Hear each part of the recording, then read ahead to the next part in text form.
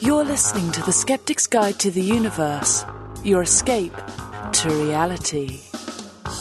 Hello and welcome to the Skeptic's Guide to the Universe. Today is Wednesday, February 2nd, 2022, and this is your host, Stephen Novella. Joining me this week are Bob Novella. Hey, everybody. Kara Santa Maria. Howdy. Jay Novella. Hey, guys. And Evan Bernstein. Well, it's Groundhog's Day again. Groundhog's Day.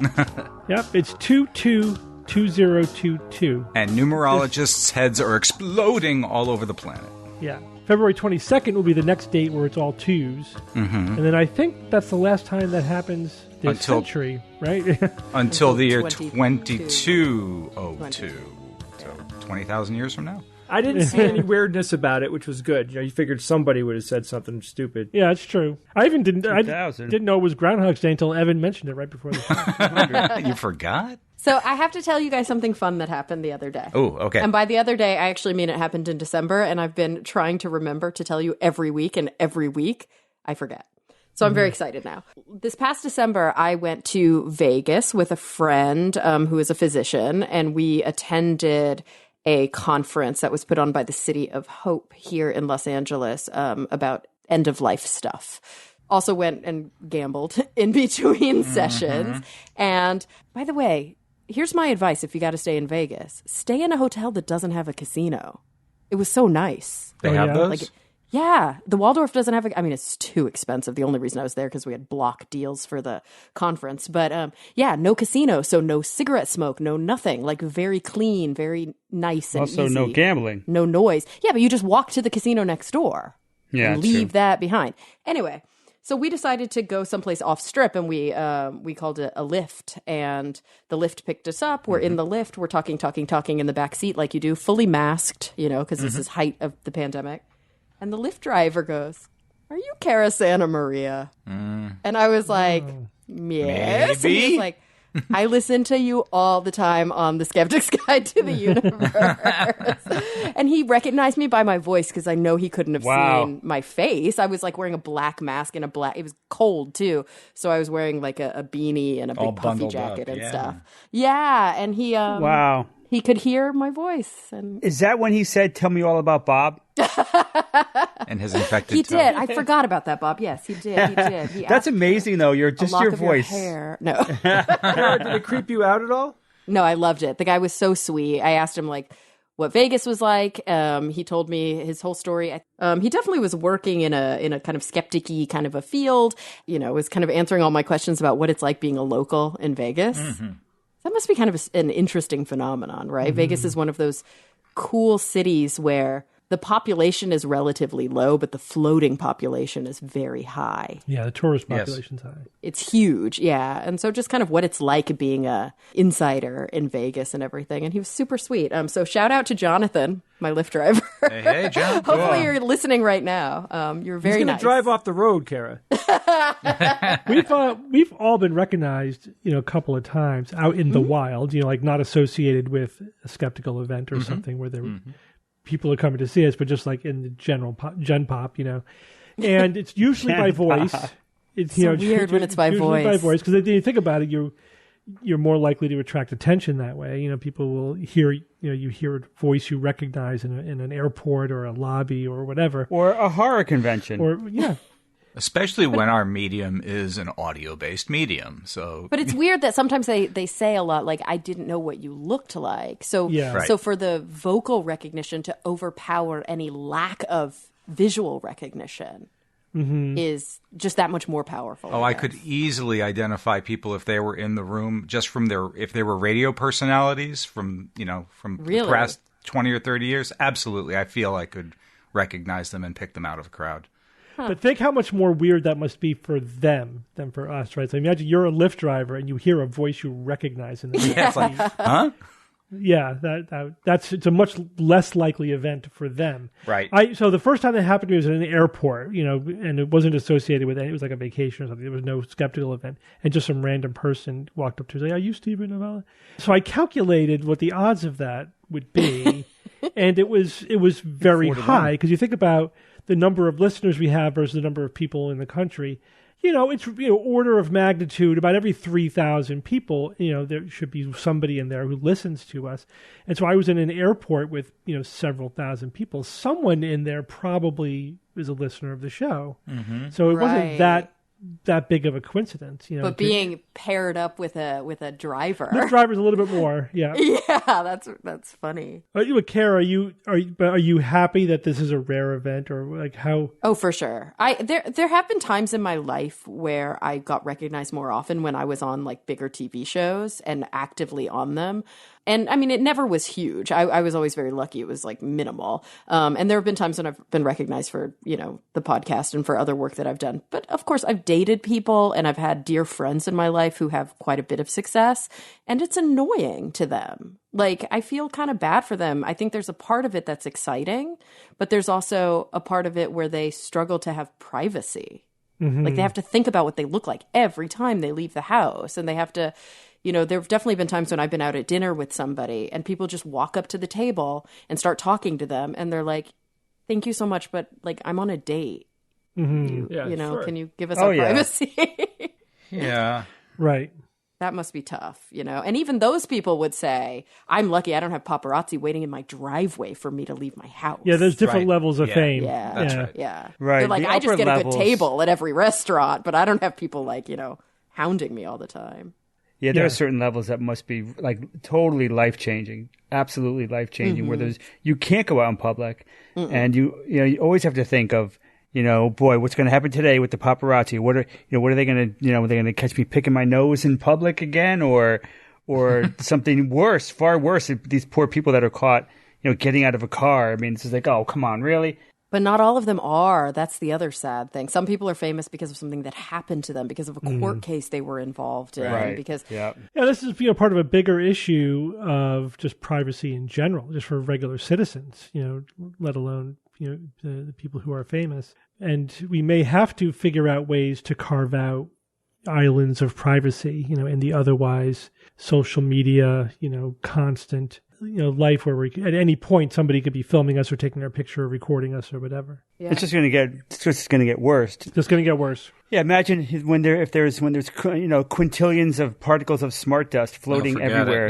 Each one is like a high-res video camera. It could be anywhere. You'll be breathing cameras into yourself. Yes. You're so good at describing the most like dystopic scenarios. Invasive. Oh, I got lots of them. Here's Bob's uvula. Hey, Kara, Bob likes it. I know, it's utopic to him. It's the brave new world, right? The tech is awesome, but some of the downstream effects, I'm sure, won't be. But many of them will be. Double-edged sword. All right, Bob, you're actually going to start us off with a Quickie with Bob. And this Quickie, I'm going to tell you what it's about because you stole one of my science or fiction items. And you didn't tell me. Good. We'll only have two items. Tell me until right at the beginning of the show. You were late in telling me your topic. For this, so you're going to tell us. I'm going to steal your thunder. I'm going to say you are going to tell us about scientists who basically invented flubber. Oh, fiction. Yes, thank you, Steve. I knew you had your eye on me. This is your Quickie with Bob. Now gird your loins. This one is cool. Love that expression. What does gird? That's a great expression. What does gird your loins mean? What does that verb mean? You look at your loins and you go grrr. It's only used in the context of gird your loins, as far as I can tell. I'm looking it up, and I love it. Please do. Okay, while you do that, so a team of researchers from the University of Massachusetts Amherst have developed a new metamaterial, my third favorite material in the world, with properties not seen in nature, which is kind of what metamaterials are. So researchers compare it to a rubber band, for example, a rubber band that, you could fling it across a room, right? You pull it back, you let go, and you fling it across the room. Yeah. But this one, if you go with this analogy, if you stretch it past a certain point before letting it go, it flies for a mile. So that gives you an example of kind of what they're talking about in a way. It's an elastic material with magnets embedded in it. It's an elastomagnetic material that harnesses the energy released by phase shifts. Now, think back, 11th grade physics, phase shifts, like when liquid turns into a gas, water turns into steam. releases energy, right? There's a lot of energy that can be released in these types of phase shifts. Now, there are some phase shifts, though, that happen when you go from one solid phase to another solid phase, but you still have this energy that's released. Now, this phase energy, if you will, can be released or absorbed, and the magnets can control when that happens. So what this could do then is this elastomagnetic metamaterial can do then is allow a large amount of energy to be absorbed, or it can be released quickly, very quickly, for an explosive movement. So yes, this is the path to a Black Panther suit. Clearly, because his suit, if you remember the movie, had both of those properties. But I'm sure they were, whatever. So until that happens, we may see it in robots to give them more power. Oh, yeah. without using additional energy, conventional energy anyway. We'll see it in helmets and other protective materials, which would be able to dissipate a lot of energy very quickly. So I have to keep this under a minute, which I think I blew past. So now, Kara, loins ungirded. Yep. This has been your Quickie with Bob. I hope it was good for you, too. That took on a whole new meaning with the girding and ungirding. Yes, it seems especially good for this Quickie with Bob, so I may keep it. So the magnets retain the energy, and it can be released upon a trigger happening? Is that... No, the magnets are more about controlling the phase shift. The phase shift is what stores the energy. So a phase shift is like going from liquid to ice. But it could also be one state of matter to another state of matter. And if one of those configurations is a much greater higher energy state, when you shift from the low energy state to the high energy state, you absorb all that energy that's now being stored in the higher energy state. And if you go back, it releases all of that energy. So it's a rapid energy storing system, but that also, because it's like a rubbery material, it could be used, as Bob said, for armor or the soles of your shoes so that you could dunk baskets. Metamaterials are endlessly fascinating because when you describe a material by invariably, this is a material that is not found in nature. I mean, it is doing, when you pattern things at the nano scale like this, like they're doing with typical metamaterials, it is amazing what they're accomplishing. And I cannot wait to see, what other new metamaterials are coming out. It's like never ending. There's like one new metamaterial after another. I read about another one just today that the description of it was electromomentum. Look it up. I mean, it's just so fascinating. And this is one that I wouldn't have even imagined. Elastomagnetic metamaterial. Incredible. And harnessing phase, the energy released by a phase change. My God. Incredible. I think we're just scratching the surface with this specific metamaterial. Who knows where this could go? Feeling girded over here. All right, Bob, I want you to imagine doing the following thing. So let's say you're wearing a tunic that goes down to your ankles. Yes. Right? You pick up the bottom of your tunic, pull all the fabric above your knees. Yep. Now, gather all the material in front of you. Mm-hmm. Right? So it's tight around your bottom, but all the extra material is in front of you. Bring that material down between your legs to your backside. Gotcha. Now you grab each, sort of half of the material, bring it around to the front and tie a knot in it. Okay. You have now girded your loins. Nice. Exactly. Yeah. With metamaterials. It's to encircle or bind and secure. And it has translated into we're girding for battle. We're getting ready to action. Yeah, you couldn't fight or work with tunic going down to your ankles. You had to gird your loins before you could go into battle. And of course, what about the word girdle? Yeah. Similar. Sure. There you go. There you go. Also such a gross word. Girdle. But girdle. Girdle the turtle. Girdle the turtle. Stephen Kara, I haven't looked it up. Is there another, give me a use of the word gird that's viable? Yeah, I need to gird my sword. It's like to secure it with, It makes sense, but nobody says it. I think it's one of those words that really only remains in this one expression in English. Well, gird your loins. The first definition is encircle a person or part of the body with a belt or band. But interestingly, Merriam-Webster actually lists that as the second definition, and their first definition is to prepare yourself for action. Yes, that's so it. they're That's sort of gird your seeing it loins.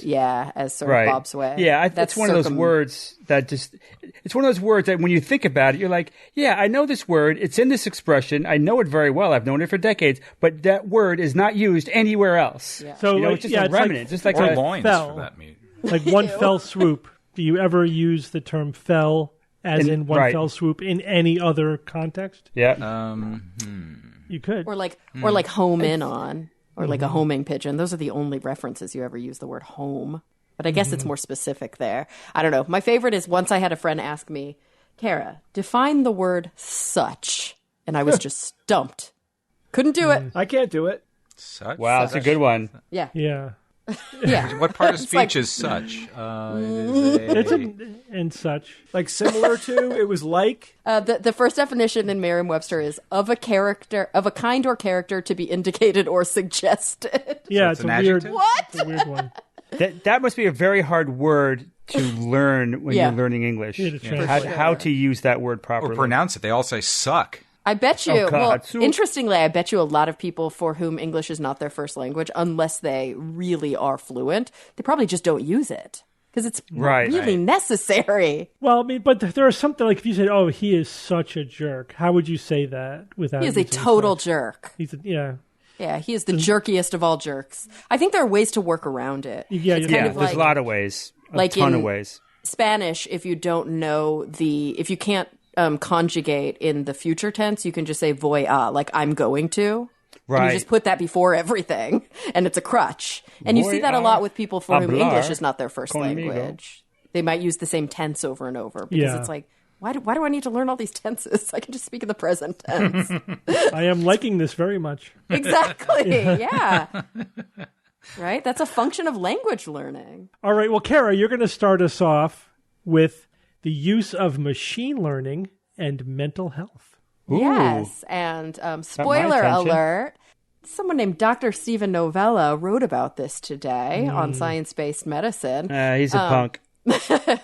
I really like this story because it's not really about the background. I'll give you the background. It'll be quick and dirty. But really it's about the conversation that it opens up. So long story short, a researcher from MIT and a researcher from Mass General, one of whom is a computer scientist or really an AI researcher who focuses on machine learning.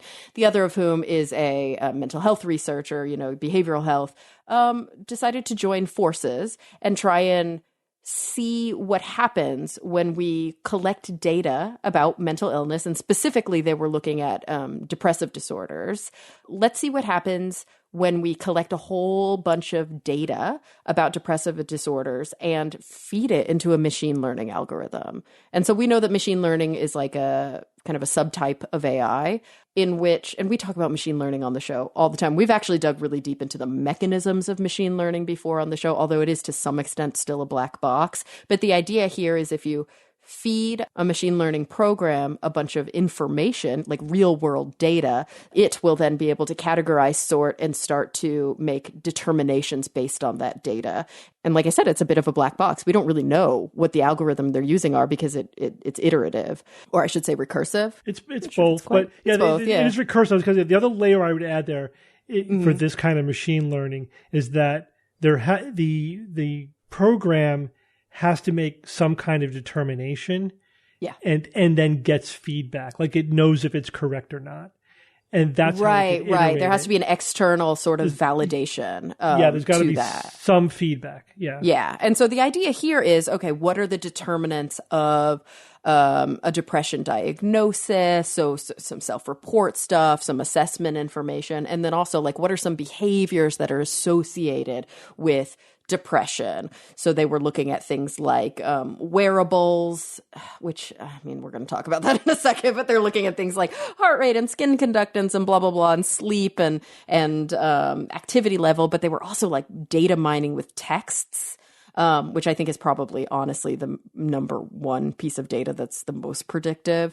And these self-report surveys of the individual saying, this is how I feel, let me rate my symptoms X to Y. And then the idea is with external validation, they wanted to first say, okay, does this comport with clinical diagnoses? I think that's like in many ways the first step, right? Like, does this work? Well, we have to know, and we need to externally validate it. Well, what's the way to do that? If these people sit down with a clinician, is that clinician going to diagnose them with, X disorder? People love to talk about this in a really saccharine way and say, oh, it could be great. It could be, it could blow the cover off of access to mental health treatment. And to some extent, I feel very, very hopeful about the democratization of the sort of, quote, new self-help movement. I think because the, quote, new self-help movement in mental health is much more evidence-based. But there's always room for quack technology and quack, not technology, but quack utilizations of the technology. And when I make that statement, I want to caveat it. We are living in a culture and a society that is more obviously has more access to tools online than ever before. And a lot of mental health treatment is actually psychoeducation. It's about learning about what a disorder is, learning cognitive behavioral interventions, tools and tricks to help understand our thought disturbances and our thought distortions and help correct some of these things. That's not all of mental health treatment, but it's an important part. And so whereas in the past, and still to a huge extent today, sadly, people would think, oh, I want to better myself. I'm going to read some like Tony Robbins. Now people do have access to reading legitimate literature about mental illness, and they have access to evidence-based apps and evidence-based workbooks, manuals that are used within mental health treatment. The problem is they're not guided by a clinician. I think there's multiple things that are important to tease out here. The first one being, and it's something that I don't think has been pointed to much in the coverage of this, is that there's a big difference between having a diagnosable mental illness and experiencing, quote, typical symptoms. Like, there's a difference between having major depressive disorder and sometimes being depressed. And that difference is somewhat arbitrary, because it's a construct, right? It was invented by people, but those people have all kind of come together to agree and publish standards. Those standards are constantly in flux, but for the most part, they publish standards about, these are the sort of qualifications for somebody to have a diagnosable mental illness, and maybe they need medication management or therapeutic management versus, sometimes I get sad. And I think there's also a difference in how you approach the sometimes I get sads with this is clinical depression that is interfering with this person's ability to function. And potentially there are some like concerns around suicidality or concerns around, really terrible, dangerous outcomes.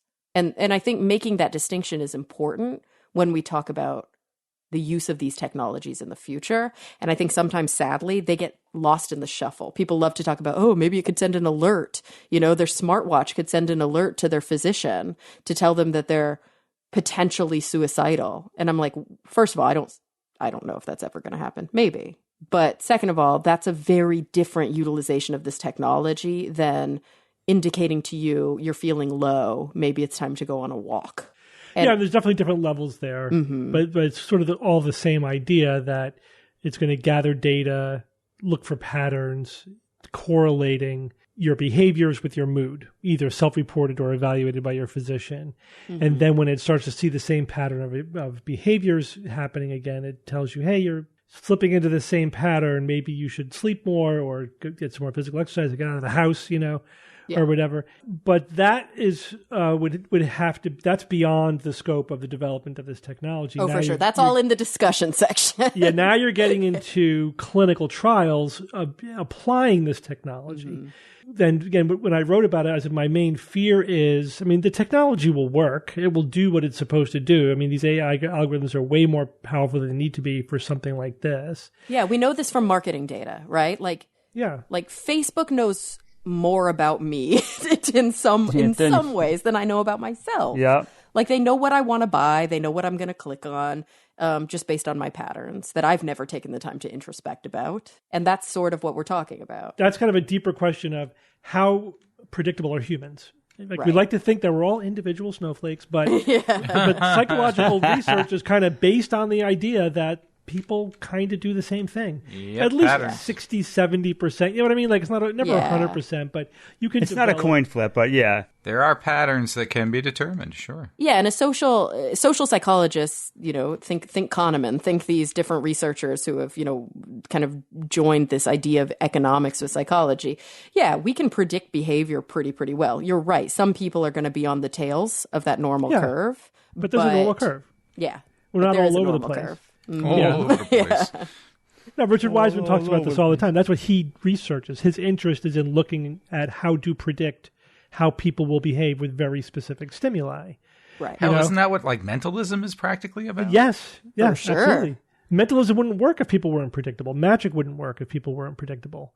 Absolutely. So it's partly based on that premise that people are going to be fairly predictable, although this could theoretically also individualize the basic pattern. It's looking for your patterns, not just the patterns of depression. But then figuring out how to use it's going to be the tricky part, and it could be they talked about in the article recommending changes, but that could be flipping the direction of cause and effect. It's like you're not sleeping as much and you're depressed, so sleep more. Or it could just be that not sleeping is not causing you to be depressed. It's a result of you being depressed. Or they're both the result of something else happening, like increased stress. And just saying sleep more is like a facelift. It doesn't really treat the underlying problem. It's just which is changing a marker. So this is where the clinical research has to come in. You know? I think in some ways that's one of the biggest problems with CBT. I think that, we have made this the gold standard because it easily can be utilized in randomized controlled trials. It lends itself to scientific, like the way that we test drugs, we apply to these psychological interventions. And CBT just is good at that because it's highly manualizable, it's highly consistent. You can sort of do the same intervention to different groups that are randomized. The problem is that very often what we're looking at is a very acute intervention for a very acute symptom. Mm-hmm. And we're not really looking necessarily at why is that person having the panic attack. Like we might be able to intervene and teach them really good tools to sort of get grounded again, to get their breath back and to feel calm and feel safe and sort of not go into the throes of panic. But what we're not getting deep into is why panic attacks consistently happen in their lives. Yeah, and that's. I don't think this tool is for that. I think that's what mental health treatment is for. No, I agree. I think that this is obviously not going to replace mental health treatment. This is one more tool that could be useful for gathering behavioral information about specific individuals, and then also maybe providing some useful feedback either to them or to their practitioner. And you can envision a lot of situations where somebody who has obsessive compulsive disorder, they're starting to get into more and more obsessive behavior, or someone who's anxious, who's starting to get physiological signs of anxiety that are starting to ramp up. Or again, that or they may somebody not with depression notice right who's away. not leaving the house as much as they did. Yeah, whatever. They might not be consciously aware of it until it gets more severe, and it might just trigger and sort of more of an early warning system. So it'll be useful, I think, but at the same time, I think it will be used appropriately, but it will also then be completely abused. It will be like, absolutely, download this app and treat your depression with this individualized, personalized, AI-powered algorithm that will find out what's making you depressed. You know what I mean? It'll be traditional therapy abused. Is hard and expensive, but you can do this in only 5 minutes a day. Do it while you're sleeping. So it'll unfairly target those who can't afford otherwise to get the right kind of. Well, I don't know about that. Because these kinds of things tend to target the worried well, people who have disposable income. In fact, there was a recent study that showed that the advent of telehealth, with the pandemic, decreased socioeconomic disparities in access to healthcare. So it's a very positive thing. Yeah, and I think an app could do that too. Sure. Because I think what a lot of people, what's important to realize if you've never gone through a heavy course of mental health treatment or sort of peeled the curtain back behind this whole industry is that, I had a supervisor who said it really well recently. She always tells her patients at the beginning, my goal is to make myself irrelevant, redundant. Yes, thank you. Not irrelevant or redundant, but like my goal is to make you unnecessary. My goal is to help you become your own therapist. Yeah, and that goes beyond mental health care because especially with the advent of smartphones and technology, a lot of modern medicine is teaching patients to take care of themselves. Yeah, it's like preventive care. Yeah. Like, we can't be looking over your shoulder. You're going to treat your own diabetes or migraines or whatever it is. I'm just going to give you the tools to do it and teach you how to do it, but you've got to do it day to day because you're the one living with yourself. I can't be there to monitor what you're eating and you give you your insulin or whatever. You got to do that. So these kind of apps I think will help with that paradigm where we are really helping patients manage themselves because now this becomes an extra tool. Aren't patients generally, though, poor managers of their own when left to their own devices? No, they're all over the place. There are patients who are excellent, who are, just like almost too much. Like they're so completely on top of things. And then at the other end of the spectrum, there are people like they don't even know what medications they're taking. You know what I mean? So it's full. You will see the full spectrum. This tool could be used for very nefarious purposes or incredibly beneficial purposes. Yeah, and it will be used for both. And it will be used for both. Yeah. Totally. Yeah. Okay, let's move on. Jay, you're going to tell us about how hardy tardigrades are. Hardy tardigrades. Hardy tardies. So we've talked about tardigrades before many times. They come up on the show every once in a while. I think, Bob, you love them, don't you? Oh, yeah, they're so cool. I've been following them for many years. In case you don't know, tardigrades are microscopic, 8-legged micro animals. They're about the size of 1 grain of salt. Animalcules. They are. Animalcules. They were discovered in 1773. They like to live in moist places. So, dirt, damp moss, lichen. Ponds, right? Yeah. Ponds. Underwater sediment. They love it. They're found all over the world, wherever these conditions exist. And the most interesting attribute they have, in my opinion, is how tough they are. They're super tough. They have incredible fortitude, or seemingly, their fortitude is incredibly high. So the question is, why? It's so high, Jay. They have fivetude. So why would this micro animal be so capable of extreme environments? So, for example, they can withstand 500 times as much radiation that would kill a human being. And this includes all types of radiation, from gamma rays to X-rays. So on top of that, they can survive in extreme temperatures from minus 273 degrees Celsius, which is minus 459 degrees Fahrenheit, to 180 degrees Celsius, which is 330 degrees Fahrenheit. That is a massive, massive temperature spectrum. Where humans can live where, Steve? What would be your summary on human temperature? I mean, comfortably, we like 70 degrees, but we can live in places that, have an average temperatures that range from, 0 to 100. Not without special clothing, though. Yeah, we have with special houses. Clothing. Oh, yeah, totally. Yeah. Think about how fastidious we are. Yeah. How quickly do people get hypothermia? Like what temperature? Yeah, we're not even close to what these tardigrades can do as far as temperature and pressure changes. Yeah. It's important. You mean naked? It's very narrow. It's very narrow. It's 75 degrees. That's basically naked and afraid. So it's important to note that that's colder. That temperature, minus 173 degrees Celsius. That's colder than anywhere on Earth, right? Weird. Like what? So why would they be able to withstand that type of temperature that doesn't exist on the planet that they're from? So we also mentioned previously on the show that they can actually survive in outer space. Remember that article we talked about? Mm-hmm. Yes. They've been tested to survive up to 10 days in raw outer space. They can be desiccated, shrivel up, and when put back in water, they act like nothing happened, which is amazing. This is truly amazing.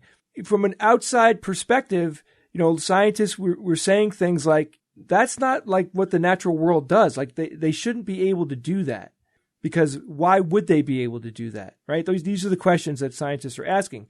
So when they shrivel up, their metabolism is stopped, right? When they're desiccated, they have no metabolism. That means they're not breathing. That means they're not using oxygen anymore. But it's still alive. There is still life there, even though a metabolism isn't happening, which is another thing which is incredible to think about, right? Because metabolism is life. So it's suspended in some kind of stasis. Now, by the way, a human will die if we lose 30% of our water. And in most cases that I've read about here with the tardigrades, they're losing, north of 97% of water, which is almost 100% desiccation. So when a tardigrade is dried up, it's called cryptobiosis, which I love. I think that word is so cool. We know that most places often dry up at some point on Earth, right? It's not like it's wet all the time everywhere. So tardigrades, in response to that, they had to evolve to handle those dry spells. So they could do it for months and probably longer. This is an important piece of information when you're deducing why tardigrades are so hardy. It seems that being able to be desiccated means your bodily tissues can withstand some serious extremes, right? That's what it seems like on the surface. But let's dig a little deeper. Let me go into details of what happens when tissue is desiccated. So cells will shrink and then they'll eventually rupture or crack. They shrink down, they'll look like a raisin. And then at some point, fissures will appear and, the cell's interior will seep out, which is very bad. Desiccation can also make proteins found in the cells unfold and stop functioning. Protein is no longer a protein at that point. And this is a very bad thing to happen because proteins do a lot of the things for the cell, right? The proteins are a major factor in the function of a cell. They control chemical reactions that cells need to metabolize food, which is huge. Desiccation also causes the water in cells to break down, right? To break down, the water breaks down. It's no longer water. It breaks down into hydrogen and hydroxyl. Once that water turns into hydrogen and hydroxyl, those chemicals now, let's call those chemicals, they can damage the cell's DNA because they're considered free radicals. The DNA contains all the instructions to make all the needed proteins, right? So if your DNA gets damaged, once it's damaged, it's over. That is the true end. Well, our little buddy's DNA does actually get damaged when they dry out. So what's going on? They have evolved to withstand DNA breakages to a certain and survivable degree. So right when your DNA starts to break down, the strands fracture, they disconnect, and it just turns into a bunch of free-floating different kinds of proteins at that point. And as we know, nucleic acids. Yeah, nucleic acids, right? So it breaks down into the base nucleic acids, and then Yeah, it probably just becomes a waste product. So, I mean, and really, that's not even the dangerous part, right? It's not all the bits of not necessary DNA. It's the fact that you now no longer have this important coding. Of course. Or it's broken so much. I mean, this is cancer. This is most diseases, right? Is DNA damage. Yep. This is very scary stuff. Right. Speaking of DNA damage, we know radiation damages DNA, right? That I already said it here, and it's a big deal. Right? That's why it's hard for humans to travel in outer space, because the radiation is a huge problem. So this is why tardigrades can tolerate radiation because of their ability to be desiccated. In fact, they've been observed to lose 24% of their DNA and still survive. And just so you know, that's a lot. Yeah. That is a lot. So scientists believe that tardigrades are probably able to repair their DNA somehow. They're not sure, but they're just assuming now if it gets damaged in some way, it's probably getting repaired because the creature lives on. So the strands are going to have to reconnect somehow where the breaks occurred. But, Kara, there's more. Because I figured you'd want to hear this. Another team of scientists found that there's a unique protein produced by tardigrades that attaches onto the DNA strands like a protective coating. It's like armor. Now check this out. Those scientists took that special protein gene and inserted it into human cells to see what would happen. Of course they did. Of course they did. Yeah, that's what I would do. Yes, of course. Yeah, why wouldn't you? So they have these new cells that cells are reproducing in the dish. They now insert the genes into these cells, so the cell can make the protein themselves. And that one gene was able to make the cells make the protein, which is really cool. Then they expose the cells to a deadly amount of radiation, right? You turn that thing on. But the special protein was able to protect the DNA, and the cells freaking survived. Whoa. This could be a game changer. Yeah. So, you know what this means, Jay? What? It means we're going to be inserting that gene into our astronauts so they can survive the radiation of space. Dude, that's where this is heading. That's why they're studying. That's why we built her. So, okay. So all in all, they found 5 unique special proteins that help tardigrade cell to survive. I just explained one of them to you. I'm not going to go into all of them, but I'll give you a little more cool stuff. The tardigrade's ability to withstand drying out also likely explains why they can handle low temperatures and high temperatures, right? Because that destroys the interior of cells as well. So as cells' temperature drops, for example, water seeps out of the cells. The cells lose their shape and they crack. This is what happens when human tissue gets, very low temperature. Now, tardigrades have a protein that helps maintain the shape of their cells. So check this out. As the cell dries up, this gooey protein becomes stiff and it turns into rods, and those rods essentially hold the shape of the cells. Well, that right there is what's keeping them alive when they're metabolically inactive. Yeah. Right? Because really, when our metabolism breaks down, that's what death is. When our metabolism breaks down, those phospholipid layers, those cell membranes, if they break apart, we're done. Yep. Like, it is what keeps us functional, is to have these boundaries between ions, these boundaries between molecules. And very often when we experience trauma or when we experience a metabolic breakdown and those things fall apart, that's it. Yep. And then all the toxic crap leaks out. Then that's death. That's decomposition. And the fact that they can keep their cells intact is massive. And it's not just that so the gooey protein turns into rods that end up being like a architecture inside, right? But then when water is reintroduced, that protein turns soft again. It goes right back to where it was, right? Right, because it won't work if it's not. Just add water. So the scientists, again, tested these proteins in human cells, and they were able to function and protect the cells. It's like what? It's like, man, I want some of that stuff. We're getting handed this playbook, like somebody. This technology is really, well, I shouldn't call it technology. It's evolution. These genes that produce these proteins. The fact that they're testing them in other species' cells and their functioning is incredible, and that they're seeing it. They're actually doing it and seeing it work. It's unreal. So other researchers have tested inserting these proteins into plants, right? And I follow this. They put them into plants to see if they could withstand more radiation, right? Or similar amounts of radiation found in space. And again, the plants that had the added protein survive better than the non-treated plants. Now again, what you said, Steve, let's fully shift into that now. So now, okay, why do scientists study tardigrades? Who cares? Why do scientists study all sorts of weird things out there that may seem worthless? Yeah, fruit flies, who cares? Right. We stumble on these eureka moments where we find something, we discover something that has an application and impact on future technology and future applications. So yes, Steve, it is possible that someday some version of this protein, astronauts could be altered genetically and be able to withstand temperatures, withstand radiation better.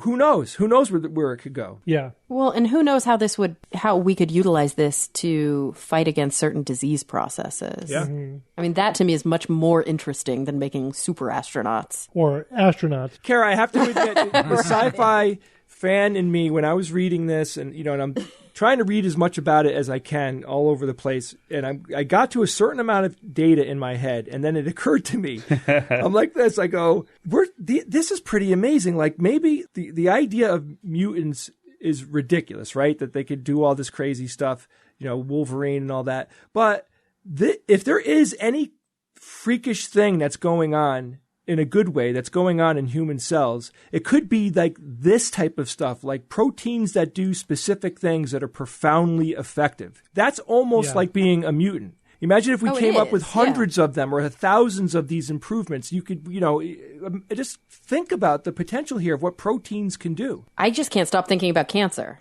If we did inject these protective proteins into somebody, would they grow 4 extra limbs? Who knows, man? That's up to those people. I'd be okay with that. With luck. I am just a humble servant of science here. I just want to. I love finding out things like this because not only does it make me branch off and think of so many other things, but just think, this is where it all happens, guys. This is one of the things that science does that is truly discovering the way that our universe works. Yeah, the potential applications are huge. Of course, whenever you're talking about genetically modifying humans, that's a really high bar in terms of proving safety, but it's theoretically possible. And we may have to do it if we're really going to be a spacefaring race, but we'll see. All right, let's go on. Have you guys ever heard of DNA microfossils? No. All right. Yes. This is really cool. So you know about environmental DNA, right? Oh, yeah. Yeah. Now we can either like take a sample of water or soil. Using amplification methods, we can sequence a bunch of PCR DNA fragments in that sample. And we can, because everything that's alive is shedding DNA all the time. And when they die, their DNA just basically gets spilled into the environment. I don't shed DNA. Absolutely. And if you get eaten, something will poop out your DNA. Cool. And in any case, DNA is just flush in the environment. So you can take a sample of this environmental DNA, even in the air, air, water, soil, and you could do a survey of everything living in that environment. Yikes. Right? Yeah. So yeah, it's really, really powerful. If you remember, we talked about this when they did that to the Loch ocean. Ness. They did it to Loch Ness. Right. Oh, okay. And I said, yeah, there's no plesiosaur in this loch. What? Nothing close to it. But here's the thing. Now they're using the same techniques to study environmental DNA that has been preserved in permafrost. Whoa. Ancient environmental DNA. Sure. Why Wow, not? I hadn't thought about that. That's cool. So now they could go back in time and say, what was everything that was alive in this place at this time in this environment? The DNA half-life is over 500 years, 521 years. And so, you can use this technique up to tens of thousands of years, not millions of years, so not Jurassic Park level. But so what a team of researchers did was they were studying some Arctic biomes for permafrost environmental DNA microfossils, and looking for anywhere from several thousand to 30,000 years ago. And they were trying to reconstruct the prevalence of different animals in these environments at those different times. So, of course, one of the big charismatic megafauna species from the previous ice age was the Santa woolly Claus. mammoth. Oh, yeah, right. Yeah. And so one of the things they were looking at specifically was how long did the mammoth survive, and what was changing. Not only that, but just their population frequency. You can sort of infer that from the fossil records by how easy it is to find fossils of something, but that's a very, there's a lot of sampling error when you're using that as your method. But this is just, here's a chunk of permafrost. Let's just sequence everything there, and that'll tell us pretty much how many woolly mammoths were in the environment at that time. Now, when they do that, 99.99% of the DNA that they find, 99.99% is bacteria, fungus, or unidentifiable. It's just too small a piece. So they're looking for the other 0.01%, which is DNA from animals and birds and other species. Now, of course, you find tons and tons of fragments, and then they can use AI and computers to assemble those fragments even into a complete genome. Neat. A complete genome. What do they fill the blank spaces with? Frog DNA? There's no blank spaces because if you have DNA fragments at random, they're going to overlap. So you just sort of click the overlapping segments together until you build out a full genome. Lots of Right, it's like building a dinosaur skeleton from multiple dinosaur remains. Yeah, from thousands. Right, but they each have the identical DNA sequence, or very similar, within a very 1% or so. Now, Steve, quick question: how much does the fact that this DNA is in permafrost extend its lifespan? Significantly. Ooh. It's frozen. Freeze your DNA. Yeah. Keep it going. So that's got to be the perfect place to get this, because if you go to more temperate areas of the world, I bet you the fossils there, the microfossils, would last far fewer years. Yeah, far less. We have to, if we're getting DNA from a non-frozen sample, it's got to be like inside the bone marrow of a fossilized bone. Right? It's got to be inside something. DNA won't survive in the environment unfrozen for very long. All right, so a couple of big takeaways that they learned from this. One is, unsurprisingly, mammoths survived even longer than we previously thought based upon the fossil record. Aha. So they found that woolly mammoth DNA as much as 7,000 years later than the fossil record indicates in those regions, as late as 5,700 years ago. Now, this is in North America. They've found fossil woolly mammoths in Siberia, different continent, right, at 3,900 years ago. 39. So this is not later than any woolly mammoth specimen, but it is in that region. So what they also found is that woolly mammoths. So initially they were everywhere, right? But then at the end of their temporal range, they only survive in isolated locations, what they call refugia. Isn't that a cool name? Yeah, I like it. Yeah, so which makes sense. Like you have these isolated pockets of the last sort of surviving populations of the woolly mammoth, and then they eventually die off. And it wasn't just the woolly mammoth; it was also like large species of horse and a lot of other species that they were looking for. A lot of large mammals at the time. How do they date? How do they date the DNA? Yeah, well, they're dating the. They don't date the DNA; they date the sample, right? They're dating the permafrost. Right. Yeah, that it's embedded in. Okay. Yeah, that it's embedded in. Yeah, exactly. Which I'm assuming they're using carbon dating, but they may be using some other method as well. Yeah, so this is a powerful technique. It's allowing us to reconstruct fossil or ancient ecosystems with an entirely new lens, with much greater detail. Always the earliest and latest of a range of a species is always based upon the oldest and the youngest fossil evidence that we have of it, which we know is an underestimate because we're never going to find the very last fossil, of the species, or the very, very first one. And so we're always sort of estimating those ranges. So it's very common for new discoveries to expand to that range. So that's clearly, now we have not only a new find, but a new technique, which is much more sensitive. And so we're definitely going to be expanding the ranges of when these animals survived, especially if we are able to. The other thing is, like, when you get to these isolated small populations in refugia, the probability of a fossil goes way down, right? Because that's, fossilization is a rare event. Most individuals don't get fossilized.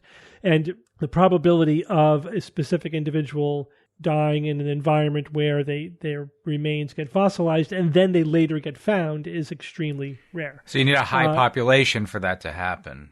Yeah. Well, and just all the conditions have to be right. Yeah. Yes, exactly. But the higher the population, the greater the probability. So that's why we use sort of how easy is it to find these fossils? How many do we find? Is a good rough indication of, compared to other things in the same location. Because again, it is condition dependent as well. It's a good indication of how common the species was. But now at some point they fall off the fossil record because there's just too few of them. But now we could look for their environmental ancient DNA, their microfossils, and even at a time when the probability of finding an actual physical bone fossil is too low. Is too, and we probably won't find them. So this is just really, really cool. I mean, the bits of information we learned about woolly mammoths and other animals at the time is interesting, but the bigger story is the technology itself. This was done by the McMaster Ancient DNA Center, which is cool. So there's researchers who were dedicated to this process, and now this is going to open up a whole new line of evidence, at least for like the last 40,000 years. Our ability to reconstruct these ancient ecosystems is now got a huge boost. However, one potential downside here, I don't know if you guys would think about this, but the permafrost is going away, right, because of global warming. And so, we may have a limited time where this is going to work. I mean, hopefully that's at least decades, but even still, this is a lot of information that's about to go bye-bye when we lose the permafrost. Permafrost was a great way to store a lot of environmental data. I mean, how long has permafrost been perma? I mean, has it never been warm enough to not thaw since out? The last ice age. So yeah, for tens of thousands of years. That's the whole idea about permafrost. It's been frozen for tens of thousands of years. That's pretty perma. And that's the range of these organisms too. I mean, a little beyond that, but we still would need, right, Steve? You still need reference DNA. Like, this wouldn't be that helpful for a species for which we have a tooth, and that's all we know about the species, and we've sort of reconstructed everything we know based on one sample. I mean, reference DNA helps, but if you have enough fragments, then you can still reconstruct it. Like, I don't know what these fragments are to, but they fit together, and then you could keep building them out that way until you might end up with, like, an unknown genome, but then you could... If you can sequence it completely, you can say, oh, this was some type of a tapir or whatever. How crazy that we would have the opportunity to uncover species for which we have no physical, or I should say macroscopic, evidence. Yeah. That's amazing. Yeah, that would be cool. Yeah. And, again, because we can reconstruct entire genomes using this method, can we de-extinct them using this method? Sure. No question. Just document it. Follow up. Should we de-extinct them? Should we de-extinct them? Yes. Yes. Separate conversation. Yes. Yeah, Turn into an amusement park. I know. Kara's going to say no. We're going to say yes because it would be too cool. I mean, listen. Jurassic Park isn't going to happen, but Pleistocene Park, absolutely. Yeah, sure. You just refuse to learn from these cautionary tales. Permafrost Park. Steve, if you can't learn from a movie, you're never going to learn. That's right. I do agree, though, that we probably shouldn't de-extinct human ancestors like Neanderthal man or Homo erectus. I don't think we should be really de-extincting the woolly mammoth either. Yeah, I'm willing to risk it. It doesn't have an ecological niche anymore. What were we just saying about the permafrost melt? It does. It's called a zoo. Let's put it in cryo. Stick it in one of those cryo tubes that Joe Rogan loves. Or why not just reconstruct it virtually and grow a virtual mammoth? Thank you. Yeah. Fine. I mean, I can virtually walk on the moon, too. It's not going to be the moonwalk, though. That's all we're ever going to get. Okay, Evan, you are going to tell us about a very interesting question. If somebody believes in the paranormal, does that make them unreliable as a witness? Yeah, what a very interesting question. And the reason this question comes up now, and we're talking about it in the news items section of this episode, is that there's a lawsuit occurring right now in which Stormy Daniels, that's the adult film star who rose to prominence as a result of her former relationship with Donald Trump, she is testifying in a U.S. government case against her former attorney, Michael Avenatti. Now, it's alleged that Avenatti stole $300,000 from Daniels when he received and kept an advance from a book deal that Daniels had signed. Now, Avenatti has pleaded not guilty to both charges of fraud and identity theft, and he portrayed his dispute with Daniels as a disagreement over legal fees. But if he's convicted, he's going to face a maximum penalty of 22 years in prison. And I imagine he's got to pay the money back. Wow, that's a lot. Yeah. Fraud, identity theft, government's going to come down on you for those. Avenatti's defending himself in the trial, and as such, he's allowed to question the witnesses. And on January 28th, Avenatti questioned Stormy Daniels. As part of that questioning, Avenatti asked Daniels questions related to her belief in the paranormal. So this lawsuit came up as part of back in 2019, where the charges were brought. And in June of 2020, in a pretrial maneuver as part of the court filings, Avenatti's lawyers wrote that Stormy Daniels, and I quote, has made a number of bizarre, fantastical claims that call into serious question her truthfulness, her mental state, and ability to competently testify. The document goes on to specify that these claims involve things Daniels had said in interviews about paranormal investigations, psychic practices, and practicing witchcraft. Okay, there's no doubt Daniels is an outspoken believer of the paranormal. Heck, she has a self-funded TV project called Spooky Babes, which she produced and paid for 13 full episodes, and since late 2020, she's been trying to get a network to air them. Several details about her paranormal beliefs were brought up in the trial and by Avenatti's questioning of Daniels. For example, Daniels had encountered, under oath, unexplainable experiences, physical attacks from invisible assailants, poltergeist phenomenon, shadow figures, and unexplainable sounds and prowling voices emanating from her home in New Orleans. And also under this testimony, she had to basically admit that she had a medium who told her that a portal opened up in her house and a dark entity came through and was responsible for basically taking over or invading the body of her boyfriend, who then took over, the spirit took him over, and he went and abused her. He basically choked her and broke her collarbone as a result of that abuse. Avenatti asked if he had called her, if the boyfriend had called her nuts before he left, because the two of them then broke up, and Daniels confirmed that he had questioned her sanity. So basically the legal strategy here is that Avenatti is trying to employ the fact that, and this is a jury trial, so he's trying to convince the jury that Daniels is crazy, and that her testimony is merely the ungrounded outburst from a mentally unstable person.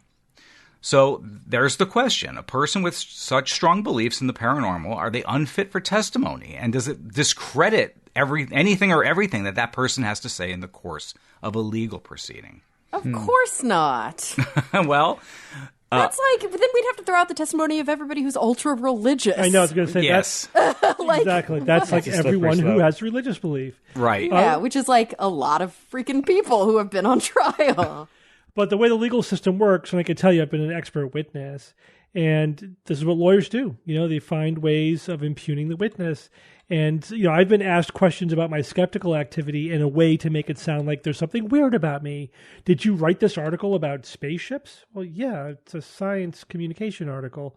I always deal with it fine because it's always very easy for me to explain what I'm doing. But they're just trying to make me seem weird to the jury. And it's for the jury to decide how to put that into context. That's the way the system works. So was this fair game? Totally. Did they mention LARPing, Steve? Never came up. No. Not yet. I don't know. Do you think it is, though? Like, do you think that her lawyer can argue that it's beyond the scope? Like, that has nothing to do with this trial? Yeah, but the credibility of a witness is always within scope. And if you're going to argue that it isn't, then you can never say anything in any way that implies that you're a credible witness. Because as soon as you do that, it opens the door for any questioning about your credibility. Yeah, but if you're very careful not to do that, would you be able to walk that line? It's probably very easy to convince a judge, like, hey, this goes to the credibility of the witness. Okay, fine.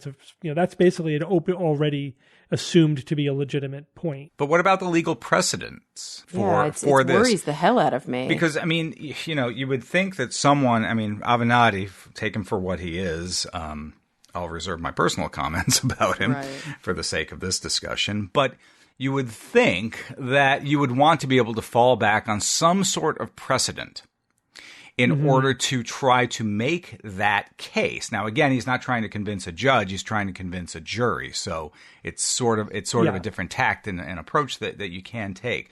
But he would have a hard time finding precedent to go with in order to basically make the claim that Daniels is unfit because of those personal beliefs. In fact, courts for hundreds, and I am talking hundreds of years in U.S. law, have had to, make either rulings or hand down opinions or cite references in which people involved with the cases did have very specific paranormal beliefs. And in just about all those cases, these people were deemed to not be insane, mentally incapacitated in some way, or it doesn't seem to hold up in court. But those precedents were probably set for the defendant, right? Yeah, it's interesting. It's kind of a two-way street. In a lot of the cases, especially early on in U.S. history, like from the 1800s and the early 1900s, they had to do with people who were contesting wills. In other words, people who went and claimed against the estate that the person, when they made that will, was not of sound mind because they had all these beliefs and stuff. And the courts and the cases sort of repeatedly, effectively, in most cases, said no, that's not a reason to invalidate the will. Right, because in that case, what we're really talking about is like a capacity assessment, exactly. or a competency assessment. But in this case, he's using the same playbook, the same, I personally believe, sexist playbook that has been used throughout our judicial history. You see this all the time with victims of rape, where the defense attorney against the person who's on trial or the defense attorney who's defending the person who's on trial for rape tries to sully the character of the victim. Right. But to clarify here, we are talking about several different levels. As we said, there's one level where you're talking about, is this person, clinically, insane? Do they lack mental capacity? Could they stand trial? Yeah. If that were the could they? question. Is their will legitimate? So that, I think, is an easier call. We could say, the belief in the paranormal does not render you diagnosable and does not mean you have mental illness. I think we could agree more easily on that. What I was talking about more with like just the flat up credibility of the witness, not the mental health of the witness, but just the overall credibility. And that depends. I think that depends on the nature of the beliefs and on the nature of the testimony and their role. Clearly, if you're an expert witness, everything is automatically fair game, right? Because you're being presented as a witness. So even though I found it annoying, like what they did in my case, it was totally fair game. And if I couldn't defend myself, then That's my problem, you know. But But you weren't the plaintiff or the defendant. No, I was an expert No. witness. You were an I was expert not, witness. I was not a material witness. Right, and nor is Stormy Daniels in this case. Again, she's a Material witness for the government, and the government is prosecuting. Well, but that's the a little case. that's a little more confusing because the government's It is. prosecuting for something of which she was the victim. Right. So that's a little bit different. Like, because regardless of how this goes, she could follow up with a civil suit in which she would be the plaintiff. Right. Right. Yeah, but like if you're a material witness, like especially an eyewitness, I think it's fair game. If the lawyer, you know, to question your reliability as an eyewitness, if you believe in spectral evidence, I'm sorry, you're not a great witness. You know, and a good lawyer would probably not put you on the stand.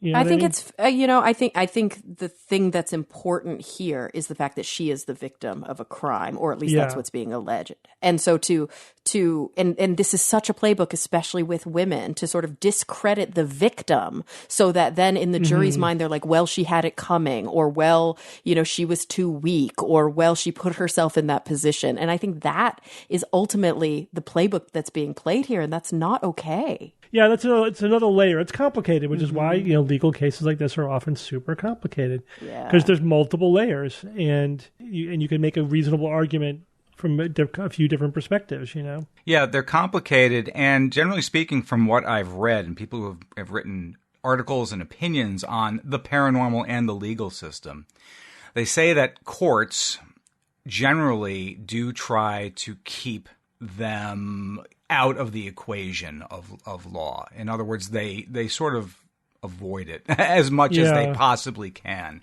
because it could otherwise sort of be problematic and doesn't really cut to the heart of the legal matter of what's going on. So they'll generally not dismiss things because something was claimed to be paranormal or someone was said that they had a paranormal experience. They will generally ignore those kinds of rationales and reasoning. So Avenatti's tact here is kind of he's shooting for the long fences, and he's It could also not backfire. Yeah, it could backfire. Like, there could be jurors who are like, I believe that. Yeah, you know? no, definitely. And identify with her. Oh, and there's And Carrie, you mentioned defendants also earlier. It does work both ways, and what I mean by that is you can't use your belief in the paranormal as a incompetency or an insane plea, essentially. right. Only if it is a feature of a psychotic disorder. Right. Only if, you have delusions of persecution and you believe that you were being chased, and that's, documentable, and it's being chased by paranormal monsters or something like that. Like, that could be a function of a, and also there's a whole thing about how, legal definitions of insanity just don't line up with psychological and psychiatric definitions of mental illness. Yeah, I know. When you enter the legal arena, it's subject to its own set of rules and guidances that don't always go hand in hand with the medical world or the other aspects of that's why we have forensic psychologists. Like, that's their whole job. It's like to kind of navigate the legal system. So it's a really interesting question, and I think Avenatti's ultimately going to fail, and Daniels' testimony will not be struck from the record. Yeah. But whatever, this is the legal system we have. It's his job as a lawyer to defend his client and to explore every avenue of possible defense, even if he doesn't personally believe in them. That's not a prerequisite. Nope. And it's really up to the courts to sort out this question, not up to the lawyer, right? Mm-hmm. That's right. It's easy to say, whatever, a dirty lawyer using a dirty trick, but this is the way the system works. The judge determines if it's valid, and the jury could weight it. If that's depending on the kind of evidence and the kind of court case and situation, et cetera.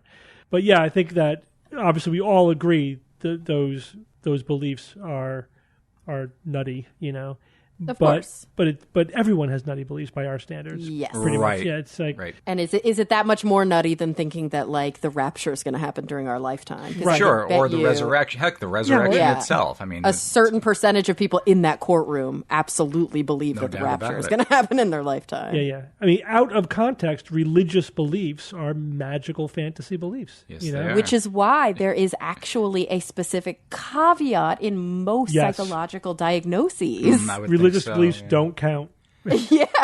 Because they're too messy, because they could just be cultural, environmental, taught by your parents. And the courts have doesn't mean- basically, Yeah. and the courts have gone along with that as well. they've recognized. So it's that. like brain. So it's brainwash. They're just accepting this brainwashing. Well, if you could, that's one way to put it. But they're basically saying you don't have to have a thought disorder to believe something magical if that magical belief is part of your culture. You absorbed it from your culture, your parents, your whatever. It's not. It doesn't. It just indicates your culture. It doesn't indicate that you have a mental illness. Yeah. Right. You have to sort of look at it that way. Right, and it doesn't make you an unfit witness or you strike your testimony. And it doesn't mean you're mentally ill. All right, Bob, you're going to finish us up on the news items with a discussion of Tesla getting into the robot business. Tesla bot in the news again. So let's just dive right into this, shall we? So it started this past August when Elon Musk unveiled the new project. His new project at the end of Tesla's AI Day presentation. It was called Optimus Humanoid Robot. Everyone just calls it Tesla Bot. It was planned on being like 5'8", 125 pounds or 57 kilograms. They showed a mock-up of it. It was like all sleek and white, kind of interesting looking, except for it had a black head and shoulders. It included autopilot cameras to sense movement. It was going to have a screen to display information. I'm not sure where that screen was. I just assumed maybe it would just be on the face. And it would, of course, be on the inside. It would be running Tesla's full self-driving computer. Musk joked at the time, it's intended to be friendly and it's going and navigate through a world built for humans. Okay, a humanoid robot. Some people thought that it was really odd that they had this project to build a humanoid robot, especially considering that in the past Musk had ranted about existential AI risks and about weaponized robots. And he seemed to be aware of that. And so he seemed to counter that, apparently, when he said stuff like that his robot will be slower and weaker than people, that it could only like move 5 miles an hour and lift 150 pounds. Basically, that a human could beat it up if it got a little bit too Terminator-y. Here's your problem. Somebody had to switch to Terminator. And he said, what we're trying to do here at Tesla is make useful AI that people love and is unequivocally good. So that was back in August. So now more recently, at the end of January 26th, Musk made some comments, this time to his investors at his Q4 and full year earnings report at that meeting. And he said that the humanoid robot's first application will be at a Tesla plant, moving parts around the factory or something like that. So, okay, just puttering around the plant, moving things. And beyond that, he sees Optimus helping solve labor shortages, and he's said quite a bit about that recently. And he referred to the Tesla bot. Now, here's where it gets a little bit more interesting. He referred to the Tesla bot as the most important product that Tesla is developing this year. He said that his robot plans had the potential to be more significant than the vehicle business over time. Okay, interesting. And then he put the icing on the cake earlier this week when he tweeted, Tesla AI might play a role in AGI, artificial general intelligence, given that it trains against the outside world, especially with the advent of Optimus. So he raised the specter of AGI, artificial general intelligence. I think that comment probably got a very good fair share of the attention. He got lots of shade as well from that. Some people were saying, here's one that I came across. Don't know who said this, but he said, Musk overpromises everything. The bot will be a quadriplegic in a wheelchair. So, wow, okay. But so a little bit more constructive information was from Professor of Robot Ethics Alan Winfield at the University of West England. He said, AGI is an exceptionally hard problem. The idea that you can crack AGI because you have created a driverless vehicle is absurd. So that has a little bit more meat on it than the first comment I read. I understood where this professor was going from, especially when I saw the following on the Tesla AI website. It said there that we're seeking mechanical, electrical, controls, and software engineers to help us leverage our AI expertise beyond our vehicle fleet. So to me, reading that, it made me think that you're going to need to add more to what you have now than this mechanical, electrical controls and software engineers if you're going to crack AGI. It didn't seem like, based on that, just on that one web page, it made me think that they're just filling in the ancillary spaces that they need and not necessarily filling out the AI holes in the company. But of course, as I did more research, I learned that they've been hiring, in fact, many AI professionals, and they're clearly looking to embrace AI and robotics. I mean, it's certainly going to be the main focus for the company for 2022. I mean, they said that they're not going to be looking into their what they call it, their electric truck. There's been a lot of talk about it, like I guess, an electric pickup truck. There's also a lot of talk of like a truly, really inexpensive electric car, Tesla, like $25,000, something like that. He said that they're not going to be looking at that this year either. It seems like that, and if you look back into the past few years, it seems like they're really making a concerted effort now to potentially change the company into an AI and robotics company. That seems like it's going in that direction. I can't really be sure if that's really what they're doing. A lot of times, Musk will say things to energize his employees and his investors, and working on a project or talking about a project that can't be fulfilled by definition for many years, if even ever. So it's hard to say with confidence what kind of focus that the company is. He really going to change the focus of the company? It seems like that's where they might be going. But also, and a lot of people have been saying that there's a lot of people and a lot of companies who have spent a long time working on humanoid robotics and AGI. They'll talk about Boston Dynamics. They'll talk about a lot of the Google AI work. They don't have a long history. They do have some history with AI, of course, because that's involved in the navigation of the cars. But I mean, that is, by definition, that's a narrow AI. It's not really specifically AGI.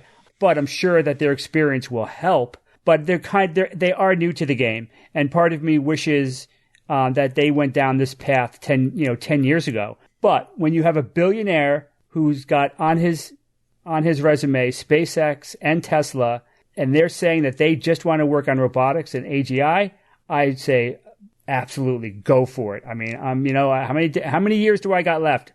I got stuff I want to see. And if this guy wants to devote that amount of resources onto AGI, then have at it, please. I mean, he could certainly help. He has shown that what he can accomplish, if he sets his mind to it and puts his money where his mouth is, and most importantly, hires a lot of good people, like his chief of artificial intelligence. Great guy, looks really promising. He's clearly crazy smart. Get more people like him. Who knows, what they can contribute to the development of AGI. So I'm going to keep an eye on it and see where this goes if he really means it. But, it's interesting, and hopefully something will come out of this. Two ways to look at this is, as people say, there's a lot of research being done on this. A lot of companies are working on it. It's not like we're starting from nothing, or just because Tesla's getting involved, it's going to necessarily change the industry. Right. But at the same time, it's like we would still have electric cars today if it weren't for Tesla. But the Tesla's a really nice electric car, and it probably has pushed the industry forward. Right. And so... Exactly. Yeah, this will just be one more contributor to the overall robotics and AI industry, and so I'm sure it will help. Probably in and of itself is not critical or game-changing, but yeah, at least in some of the things that Musk has set his resources to, SpaceX and Tesla, I think, being the two big ones, has been remarkably successful. You can't deny that.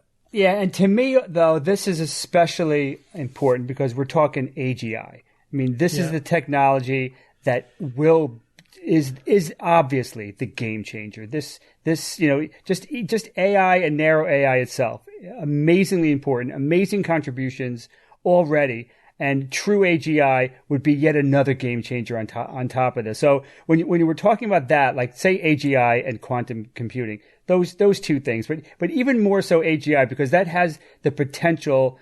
Sure, there's a potential downside that everyone likes to talk about, but it also has the potential to solve problems that humans on their own just won't be able to solve. And it could be the technology that creates all the other technologies that we're also looking forward to, because just by its very nature of automating and taking thinking and turning thinking into something that could just literally change the world. And that's what AGI can do. Yeah, I agree with you, Steve. I think it's not going to be this miraculous, like, oh, they're in it, so everything is happening now. Like, you know how long it takes to develop and ramp up staff and technology and progress. I mean, all that shit. Like, it could take them decades to get anywhere, you know? But it's great to have that kind of money being thrown at it. You never know, you know, it's... All right. Well, we'll see. I suspect we'll be talking about Tesla, robots in the future if this all works out.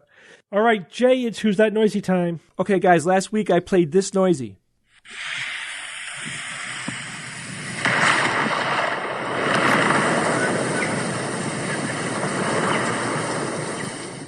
What do you think? I heard some birds. Did I hear birds back there? Absolutely. There was definitely birds in there. What, like a thunder strike and then a bunch of birds scatter as a result? All right, well, a listener named William Steele wrote in and said, "Hi, Jay. My guess for this week's Noisy is the loud shockwave from the JWST launch vehicle, the Ariane 5. I think it's far away, potentially in the jungles of French Guiana." So that is not correct, although a shockwave, that does very similar sound, so that I think that's a great guess. Richard Smith sent in a guess. He says, as it's the middle of the winter, this week's Noisy brings to mind an avalanche gun used to trigger small avalanches before too much snow can build up. I've actually seen one of these in use. You know, it was more like a cannon type of deal. And yeah, it sounds like that. It certainly sounds like that. But that is not what happened this week. That's not what we're talking about this week. Listener named Vince R. sent in a guess. He said, the Noisy sounds like a large tree being felled in a forest. Now, the question here is, would that tree make noise? Kara, to you. Is a bear shitting near it? Exactly, yeah. I think that's, yeah. Yeah, that part of the equation. I don't hear a tree there. I don't hear the tree falling noise, but many people wrote that in, so what do I know? I could be wrong. So let me tell you what it is. We have a winner. Kenneth Flatt wrote in and said, probably not because those birds don't sound very tropical, but I'm going to say that the sound of the volcano at Tonga erupting earlier this month. And that is the answer. That is the sound of the Tonga volcanic eruption. Let me play it for you again so you can hear this.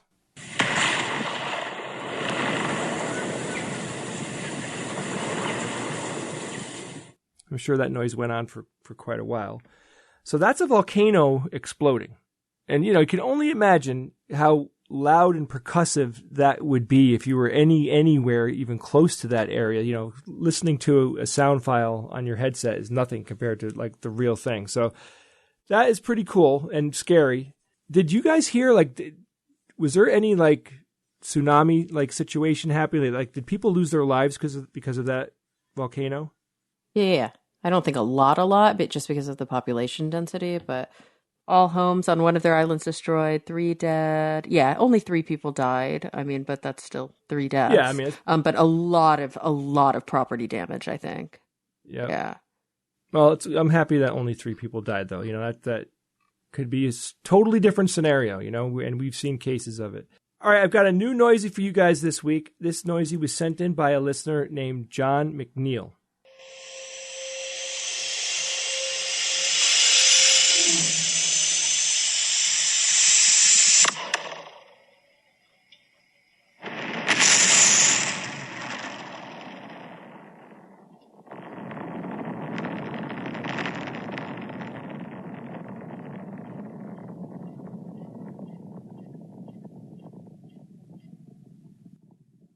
Lots of things going on in that Noisy.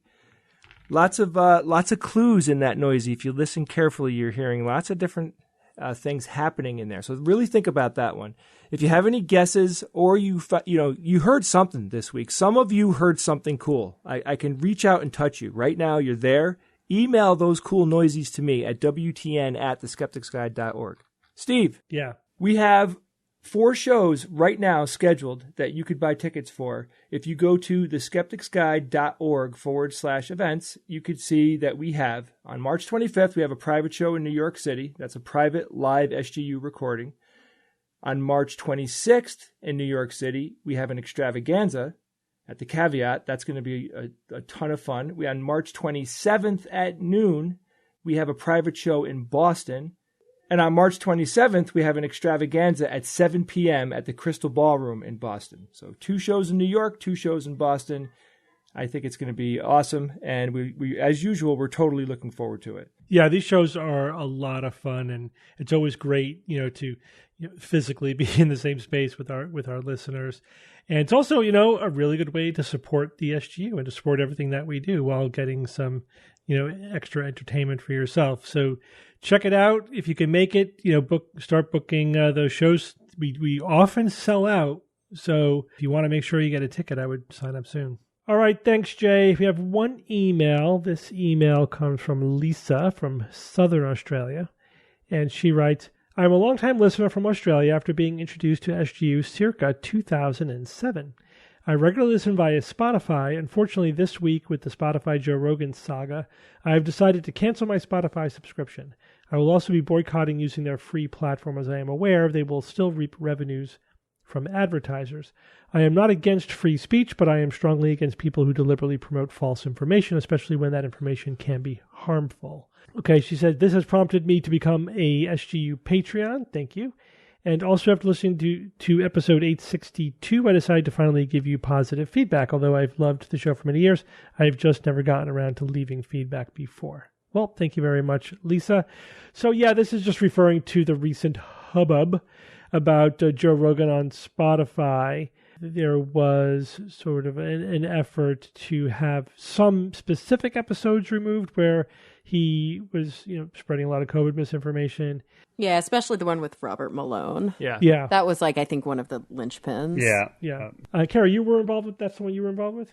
Yeah, so a psychologist actually reached out to sort of public science communicators and to academics and physicians, hoping to build up a petition, basically. Not so much a petition, but an open letter, kind of asking Spotify to do the right thing here. Because when we think about the just massive platform that show has, and we think about the vulnerable individuals, like the demographics of who listens to his show, there's a lot of alignment between those demographics, COVID misinformation, anti-vax sensibilities, and it could be, it is a recipe for a public health disaster. And so this letter was like a pointed letter to Spotify. A lot of us ended up signing it. I think it was originally published by Rolling Stone, and then a bunch of other outlets picked it up. And then since then... Yeah, pretty cool.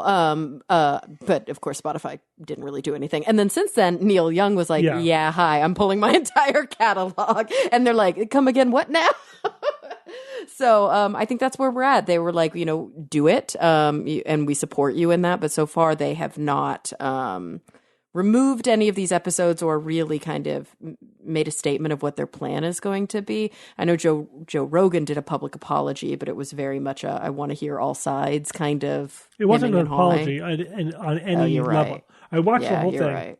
It wasn't an apology. It wasn't even framed as an apology. It wasn't an apology. God, I kind of put it in air quotes in my mind when I said it, but that's a bummer. I only read about it. I didn't watch it. No, I watched the whole thing. It's not that long. You can watch it in a few minutes. Okay. So basically, he just doubles down on what he's always been saying, justifying the way he does his show. So his main talking points were, one, it's like, hey, I'm just a guy who likes to have interesting conversations, and that's all my podcast was ever meant to be. So I'm not an expert, so it doesn't matter if what I say is true or not. I'm not an expert. I don't know anything. I get it wrong all the time, right? And I just want to talk to interesting people. But then he kind of muddies the waters later on when he says, I guess I can do more research before the interviews to make sure I ask the right questions because I don't want to spread misinformation. Oh, wow. But also maybe do more research before inviting certain people on your show. Yeah, I didn't mention that part. So let me frame this up from my perspective. And honestly, I sort of get where he's coming from. I do see his perspective. I sort of understand his perspective in a very limited way, in that especially when we were first doing the SGU, it was just a bunch of guys talking about stuff that we like to talk about. You know what I mean? We're talking about science and skepticism, and we interviewed people, and it was all fine. But we were small, and we were just talking to a very small audience, and there was no sense of responsibility. I mean, we certainly wanted to have high quality information and to be scientifically accurate because that's our thing, But at the same time, it's like we don't have any responsibility to a community or anything because because you don't have any influence. Don't you dare compare us to him. No, I'm just saying, but at some point, we're like, at least within the skeptical community, we had to have a bigger perspective about what the show was and what we were doing and what we were saying.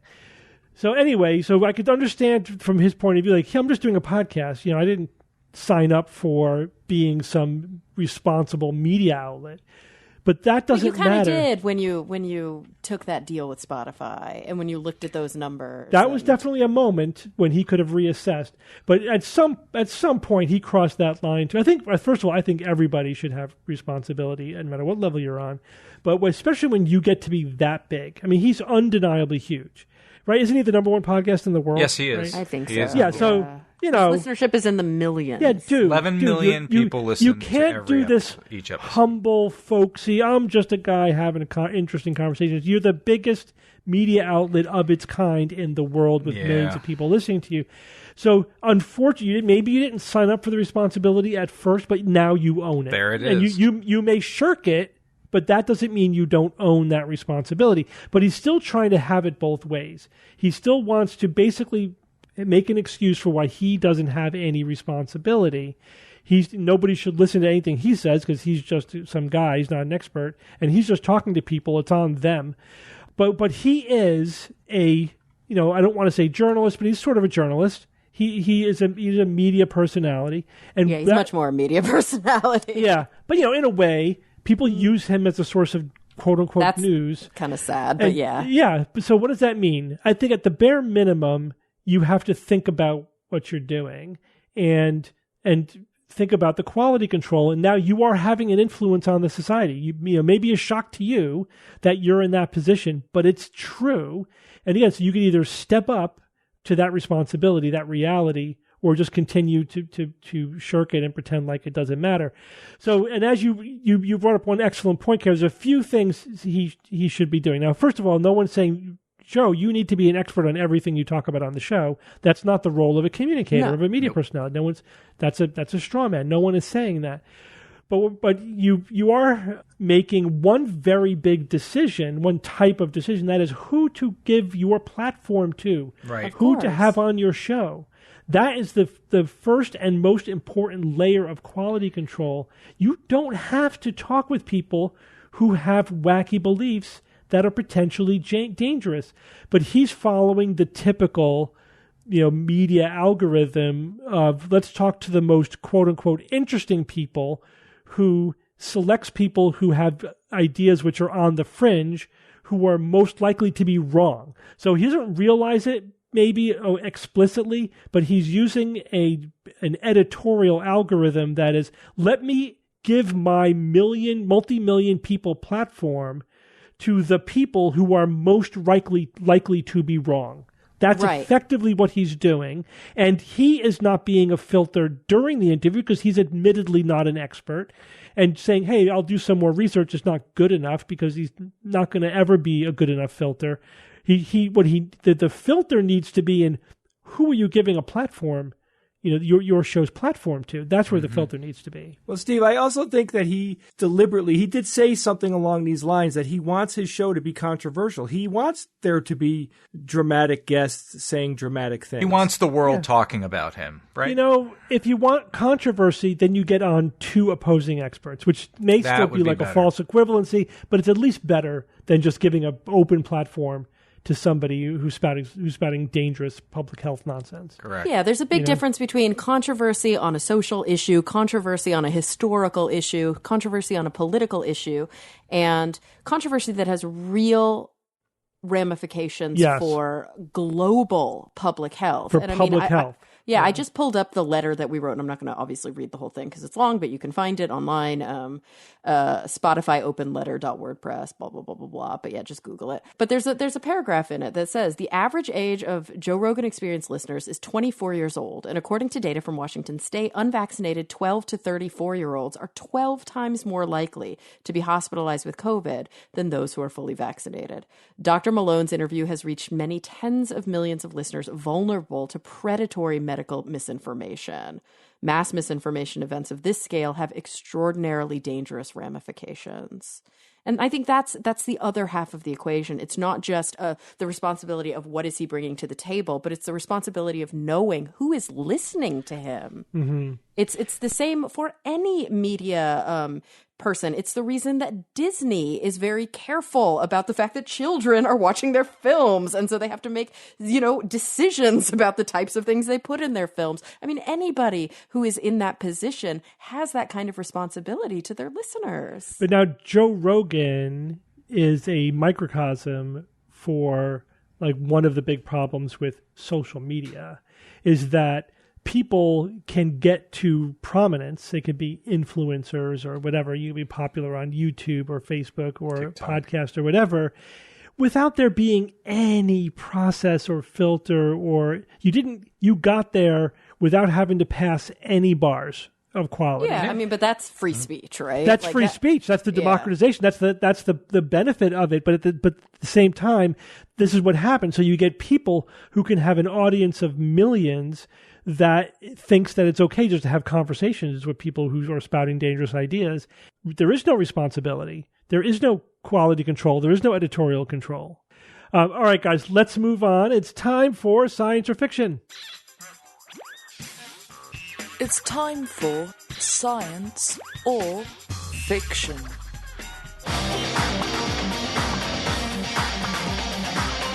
Each week, I come up with 3 science news items or facts, 2 real and 1 fake, and I challenge my panel of skeptics to tell me which one is the fake. Luckily, I had a backup for the one that Bob took for me at the last minute. But we have 3 news items, and there is a theme. These are still news items, but the theme kind of emerged from the news items that were available. The theme is material science, as in flubber. I was actually surprised, Bob, that none of the popular writing about that news item called it flubber. That was obvious to me. Right. Maybe we're dating ourselves. Wow, they never saw the awful remake of the of the not great original. Yeah. But when we were young, those movies were fantastic. Disney. Yeah. The computer and tennis shoes, loved it. Oh my God. All right. Fred McMurray, right? And Flubber was. Yeah, the original Flubber. Yeah, totally.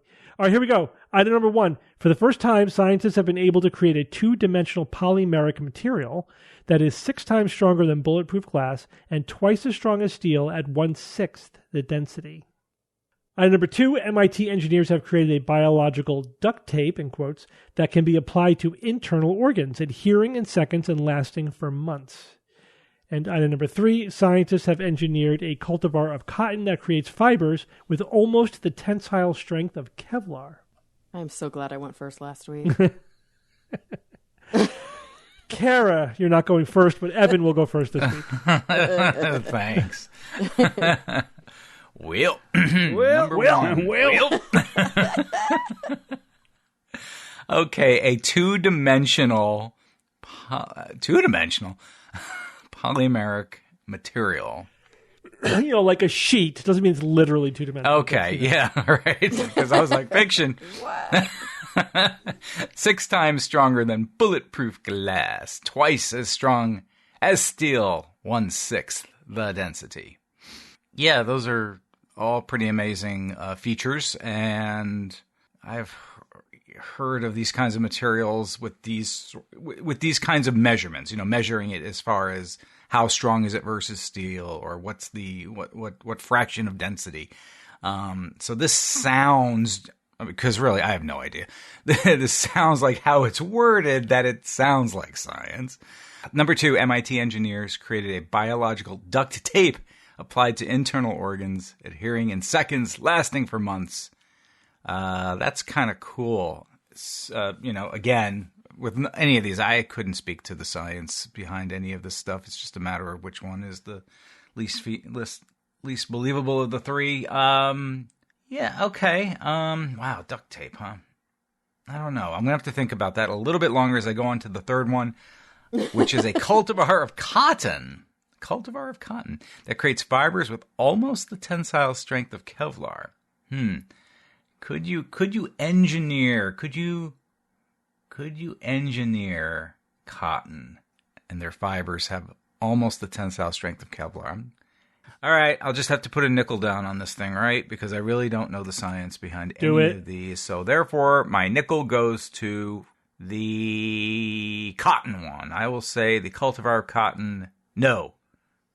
That one is fiction. All right, Jay.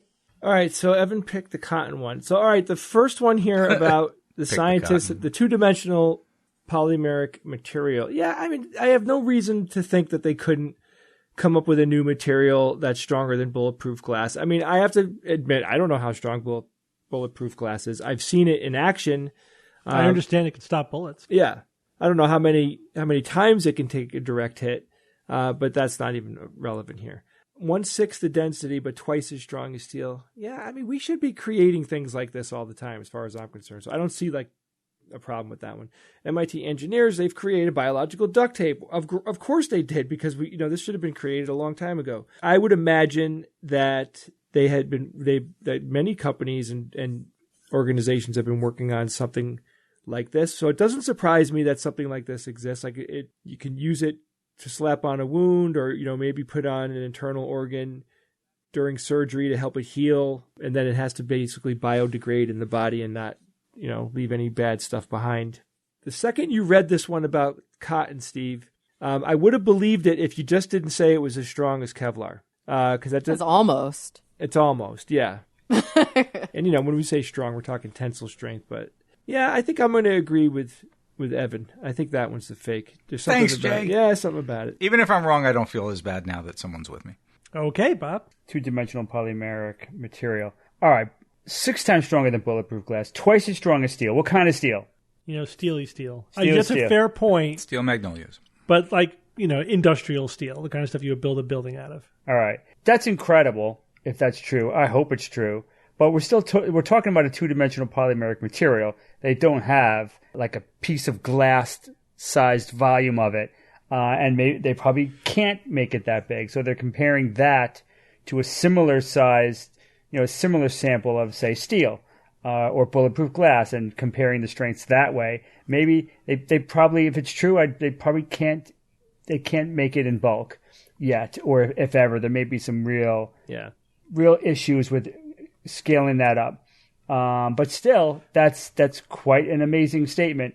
Then we've got, let's go to the other side of the spectrum here. We've got cultivar of cotton, almost the tensile strength of Kevlar. That's pretty awesome. So those two to me are the extraordinary ones, which makes the second one kind of like the standout a little bit, because that's more quotidian and not as like dramatic. But it doesn't make sense to me. Duct tape inside? Okay, you put a duct tape type of material inside. It lasts for months. Then what? What's it going to dissolve after months? So I'm not buying that. There's something wrong with that. It's rubbing me the wrong way. I'll say that's fiction. Okay, and Kara. I like the duct tape. I think that this has such useful applications. I think that probably people have long been wanting to find basically like internal Band-Aids, right? Things that can help close a wound, or keep infection out of a wound, or keep a perforated bowel from leaking its contents. This could be huge. I'm not sure how it would work, but I hope that it does work. I want this one to be true. The two that are bothering me, but I'll tell you why I'm leaning towards going with the other guys, Bob. Sorry about that. It's all right. Is that first, okay, two-dimensional polymeric. Okay, so it's multiple. Does that mean multiple polymers? Or it's just made of polymers, which is a lot of different kind of materials put together. Yeah. So a plasticky kind of a thing. Plasticky, exactly. 6 times stronger than bulletproof glass. Sure, lots of stuff is stronger than bulletproof glass. Bulletproof glass is cool because it's optically clear, but you don't say it's optically clear. It doesn't have to be that. So, okay, it's stronger than bulletproof glass and it's stronger than steel. I mean, okay, lots of stuff is. 1/6 the density, that's a big deal. Well, but he doesn't even say in what way it's stronger than steel. So, true, but twice as strong as steel and twice the density. Oh no, 1/6 the density. 1/6 the that's density. huge. That's the kicker. That's huge. It's the 1/6 the density that's the kicker. Oh my God. The first two don't impress me that much, but the 1/6 the density is the kicker. And then if I look at the cultivar of cotton, this one confuses the hell out of me, because even Kevlar is not a fiber. Like, They engineered a cultivar of cotton that creates fibers with also almost the tensile strength of Kevlar. Well, Kevlar wouldn't be as strong as Kevlar is if it wasn't woven a certain way. So are we talking about... Yeah, but Kevlar has a measured official tensile strength. Yes. And so does cotton. And so does other material. But whatever, on that scale, this new engineered cotton has almost the tensile strength of Kevlar. Mm. Yeah, I don't know. I don't think that they could cultivate something like that. I think that they could maybe coat it, that they could maybe combine it with something else, that they could make a metamaterial or a material that could do that, but I don't think it's going to be a naturally grown cultivar. So that's the one that bothers me the most, so I'm going to go with the boys on it. All right, so you all agree on the first one, so we'll start there. For the first time, scientists have been able to create a two-dimensional polymeric material that is 6 times stronger than bulletproof glass and twice as strong as steel at 1/6 the density. You guys all think this one is science. Bob, you made a lot of assumptions there, or those were perfectly reasonable caveats that I might have neglected to mention. But what if I told you that they can mass produce this material? And second, what if I told you that they could layer these two-dimensional sheets into whatever size and shape and volume they want? I would think that once you did do that, then it explodes. I think that you're telling us things about the science. What's the atmospheric pressure, Steve? What's the atmospheric pressure? One atmosphere. And what's the gravity? There's no gotcha. What if I say there's no gotcha? You could mass produce it. You could make it into big stuff. There's no gotchas. It's just awesome. What would you say? Science that or fiction? Sounds awesome. I'd still might have to say fiction. It's too good. But you never said fiction. This one is. I know. This one is science. What's the gotcha, man? There's no gotcha, Bob. I could not find a gotcha. They've been working on this for decades. About time, then. The innovation is, so polymer is like the plastics, like Kevlar, right, is a polymer. And the problem is that when you try to make a two-dimensional sheet of a polymer, is that if any of the molecules are oriented in a different way, it starts to build up three-dimensionally. So you end up with a blob of it rather than a sheet of it. So they had to come up with a process that kept everything oriented in such a way that they can create a two-dimensional, meaning basically one molecule layer thick sheet of the stuff, and they were able to do it. 2D crystals. This is like Nobel Prize, dude. I mean, this is potentially huge. You can make a rocket out of this. Why wouldn't you? I mean, they're talking about in terms of applications, like this could be a coating. Oh, here's another kicker. It completely impervious to gas and liquid. What? So you can coat pipes with this thing, and they won't leak. You can coat metal with it like steel and it won't rust. And so just as a coating, it could have amazing properties, but also as like structural material because it's light and strong, right? Is it a liquid? Can they actually use it like a coating? Yeah. Spray totally. It on? It's like plastic. Like a spray on? It's like a spray on. Okay. Totally. Yeah. So this may be one of those materials that suddenly starts cropping up everywhere. And they say they can mass produce it. Like there's no real... Yeah. All the things that I typically look for as the big caveat, all we got to do is scale up or whatever, was not there. And maybe I'm missing something. It Hope it's not a carcinogen. It's a polymer. What's Kevlar cost? It's going to be, I don't know. It's a good question, Kara. That could have been the kicker. Like, but it's $1 million an ounce. But I mean, why would it be? It's just polymer, plastic. Made it's from plastic. oil. It's just super strong, impermeable plastic. We don't like. So plastic. it's. Wow. This could be And yes, huge. Evan, it contains materials known to the state of California to cause cancer. There you go. They're going to ban it. Probably. All right, so we got number three. Dope. We got number three. Scientists have Number three. engineered a cultivar of cotton that creates fibers with almost this tensile strength of Kevlar. What happened to number two? Guys, I wanted to go to three. So I'm going to give you some more details to see if that would change anybody's mind. So again, I said engineered. This is not like this is a GMO cotton, right? Right, but it's still a GMO. Yeah. It's so not. here's the It's question. not a polymer. No, it's a GMO of cotton. But here's the question: what genes do you think they put in there? The plastic genes. The steel genes. What's the thing we've been trying to make for years? Spiderweb? Spider silk. Spider silk. Spider silk. No, What it if didn't they, work. That's how they did it. what if they put they didn't spider do it. silk genes They did. into the cotton? What the That hell? would be Please be real. Please be real. Is it this a cultivar one of cotton at that point? is the fictions. What? I made it up, but that's what I was hoping you were going to go. You made it up out of whole cloth. I did, I love it. but it would have been cool. But I was hoping one of you would go, oh, maybe they put spider silk in there, because that's where my mind. No, went. I never made that connection.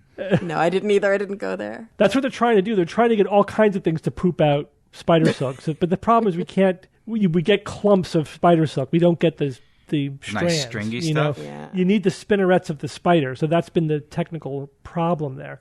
But just getting yeast to make it, or even like sheep stomachs or something, they have all kinds of ways to make the spider silk, just not in a usable form. So anyway, that's why this might be this kind of thing. So, but if you want to know, cotton has a tensile strength. You have to say like how much of it. So if you have a size 35 cotton thread has a tensile strength of approximately 2 pounds or 0.9 kilograms. That's how much weight it would hold up before it breaks, right? Mm-hmm. Nylon, same thing, was 8 pounds, and Kevlar 18 pounds, so 9 times the tensile strength of cotton. Kevlar is still the standard, for... See, and I guess I didn't realize that Kevlar is spooled. Fibers. I thought that the thing that is called Kevlar, Kevlar TM or whatever, was the actual, included the weave. Yeah, so, but we're talking about, like, for example, like we talk about the plausibility of a space elevator. Right now, the best candidate for, like, what to build a cable out of is Kevlar. But even that wouldn't work, but that's still like the best thing we got going. We need to get beyond Kevlar. Spider silk. Spider silk might do it, but if we can figure out how to mass produce it in a fiber, in an arbitrarily long fiber. So all of this means that MIT engineers have created a biological duct tape that can be applied to internal organs, adhering in seconds and lasting for months. Is very cool science. This is also a very nice advance. And because it is like an internal Band-Aid, Now, it was studied and developed specifically for intestines. You could actually tape intestines together. Ooh, that's what I So figured. Steve, how long does it take to go away? Several months. Wow, so it's really That's strong. brilliant. Enough time for it to heal. Yeah. Right? And Enough time to heal and prevent infection. Exactly. And, Prevent infection. Yeah. It will prevent leaking. Yeah. One thing they didn't mention in the write-up, but what I thought of when I was reading this is like, I wonder if this would work on spleens. Because, splenic tissue is what we call friable, meaning it's very delicate. So you can't suture a spleen, right? The spleen won't hold the suture. It's not strong enough. So if you get a ruptured spleen, you got to take it out. That's your only option. You have to remove it. Yeah. There's no way you could. you can't Just block suture it. it. But I wonder if this tape would work on spleens. I don't know. But it still may be not. The surface of the spleen might not be strong enough to hold on to it. I don't know. It might depend on the type of injury. But this now we need to explore all kinds of applications for this. But it's a biocompatible mesh that you can put inside the body. It has a adhesive side and a non-adhesive side, so it's like tape, in that way. How does it stick to wet things? And it sticks, yeah. It's so cool. You know why this one really sucks? Yeah. Because I spotted this stupid article and I skimmed it super fast, barely read Which it. one? This one. The duct tape? No, the duct tape The one, duct yeah. tape. And for some reason, I had it in my head that this was an external closing the wound of the skin. And Yeah. not the... You thought that was what I changed. So I thought that's what you changed, that it was external only, not internal. And then, of course... But you can already do that with just duct tape. Yeah, no, You we already have just tape a wound closed. If you ever Butterflies. I mean, put there is duct tape for on your closing skin, you will only do that once. Yeah, Twice but I at mean, the if most. you have An a emergency. horrible... Yeah, if you have a horrible injury, you're out in the middle of nowhere and you have duct tape, like, you better believe you're going to tape that wound closed. Yeah, but it's not... People glue wounds closed. Like, it Sure. can save your life. But no one's going to even think of using regular duct tape in a hospital setting. So, Right, but it's in quotes. The duct tape was in quotes. This of is not course. duct tape. It's Duh. just- Of course I do that. That's Of course the I do that. analogy. Steve, come But on. I thought this was What do you only think, for Bob? the skin. The outside of the skin. Because my big problem was dissolving. 3 months? It takes 3 months to dissolve? Well, it turns out it does. But that didn't make sense to me. Bob, I thought that too when I read the headline. Engineers develop surgical duct tape as an alternative to sutures. I'm like, okay, that's for closing external wounds. But then I read the article, and it's like, oh, this is for use on organs. That's my problem. Inside the body. I didn't read the article. Steve, I have a question. Steve, was this the item that you replaced with the item that Bob presented as the Quickie with Bob? No. So the flubber was going to be number 1, and I put the two-dimensional polymeric materials what I put in instead. Why, Bob, man? What would be the irony of that? If yeah. That would be bitter. Nobody went for it. Nobody went for number 1. I kind of had a sense that you guys would figure that was all very plausible. So that's why that was my alternate. But I might have picked that. If I wasn't convinced I read goddamn number 2. Can't trust what you skim. You can't trust what you skim. right? Especially when it comes to science fiction. Those damn headline writers. All right.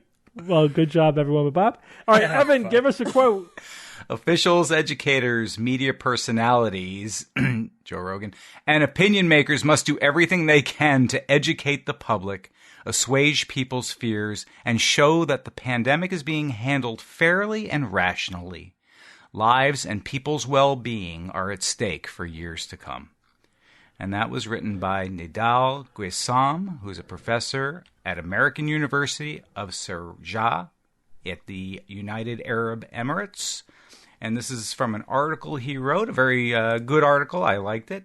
From ArabNews.com, titled Tackling Pseudoscience Amid the COVID-19 Pandemic.